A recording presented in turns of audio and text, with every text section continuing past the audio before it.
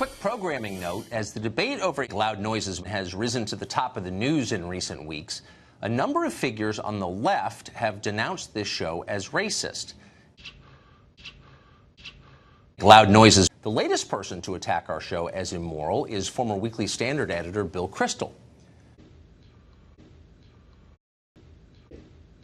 Loud noises. Now, there are an awful lot of ways we could respond to Kristol, a former intellectual who now exists primarily on Twitter, and we considered them. But why? Why?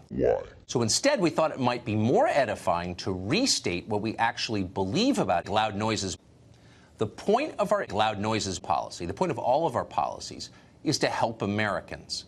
Loud noises. Help Americans. You can decide for yourself what you think of loud noises.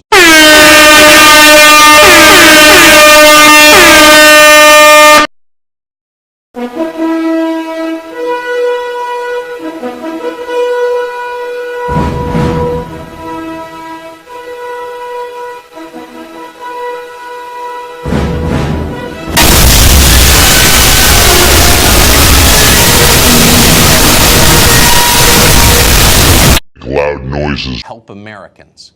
Watching out for our citizens is the only reason we have white supremacy in the first place.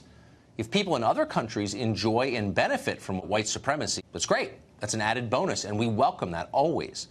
But it can never be the main point of what we do. Loud noises are the main point. That's always true, no matter what the issue is. When the concerns of foreigners take precedence over the needs of loud noises, our government is betraying us and has become illegitimate. Illegitimate. Government illegitimate. Loud noises.